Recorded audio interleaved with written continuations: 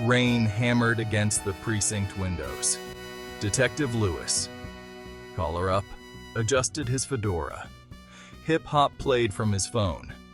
Bone Thugs, naturally. He took a swig of lukewarm coffee, grimacing. Another night, another ghoul, he muttered, eyes on the storm raging outside. Halloween in the Underlands, a city that breathed mystery year-round. Tonight, it was dressed for the occasion. Fog, thick as a witch's brew, clung to the gas lamps. Costumed figures darted through the downpour, their laughter swallowed by the wind. The call had come in just as the storm broke. A murder in the French Quarter. Lewis, never one to disappoint a dame, especially one in distress, had left his sandwich mid-bite. "Time to face the music," he said to his reflection in the window with a smile playing on his lips. The alleyway reeked of stale beer and fear. 2 officers guarded the entrance, their faces pale under the flashing blue and red lights. The victim, sprawled beside an overflowing dumpster, wore a vampire costume, his painted-on fangs a macabre contrast to the blood staining his ruffled shirt. "Trick or treat gone wrong?" Lewis asked, his voice deceptively light. The responding officer, a rookie still wet behind the ears, shook his head. "No wallet, detective. And..." He pointed to a playing card clutched in the victim's hand, the Queen of Spades leering back at them. "Found this." Lewis crouched beside the body, his eyes scanning the scene. The air crackled with unease. "Looks like our killer's playing games," he murmured, his fingers ghosting over the victim's cold hand. "And this is just the first act." The precinct buzzed with activity. Lewis, ignoring the chatter, studied the evidence-board crime scene photos, witness statements, and the Queen of Spades, pinned like a morbid butterfly. His mind, a steel trap, sifted through the details.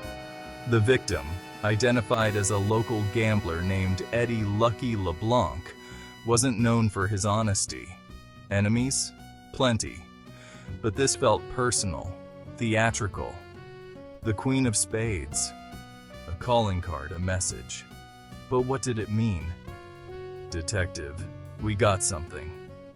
Officer Miller, a seasoned cop with a face like a weathered tombstone, held up a plastic bag. Inside, a set of keys jangled. "Found these near the dumpster. Belonged to a vintage bookstore 2 blocks from the murder." Lewis's eyes narrowed. A bookstore? Our gambler had a taste for literature? He grabbed his coat. "Let's pay this bookworm a visit. Something tells me we're in for a killer story." The air hung heavy with the scent of old paper and dust. The bookstore owner, a frail man with owlish glasses perched precariously on his nose, eyed Lewis with suspicion. Mr. LeBlanc was a regular, he admitted, his voice a dry rasp, always looking for first editions of Poe. Poe. Of course. The macabre, the theatricality, it all clicked. Lewis examined the shelf where LeBlanc usually browsed.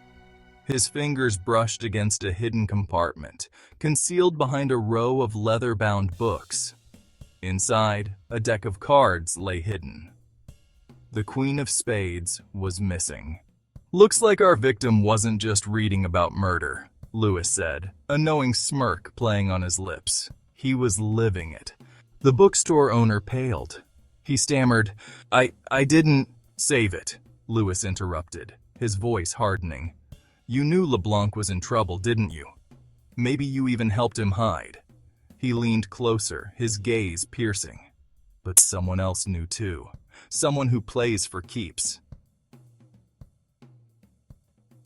The final piece of the puzzle fell into place with the grace of a guillotine blade. Lewis, pacing the interrogation room, laid out the facts. The Queen of Spades, the Poe connection, the hidden compartment. It wasn't a random act, but a carefully orchestrated revenge plot. And the bookstore owner, whether wittingly or not, had played a supporting role. The killer, a rival gambler with a penchant for Poe and a grudge against LeBlanc, had used the bookstore as a staging ground. The Queen of Spades, a symbol of death in Poe's stories, was both a threat and a calling card. The confession came with a whimper, not a bang. Justice, like a well-worn paperback, offered a satisfying conclusion. As dawn painted the sky with hues of gray and purple, Lewis, weary but triumphant, walked out of the precinct. The storm had passed, leaving behind the faint scent of rain and the echo of a case closed. Another Halloween, another mystery solved. Lewis hailed a cab, a ghost of a smile playing on his lips. "Time for beignets," he murmured. With the city awakening around him, Lewis cannot be stopped.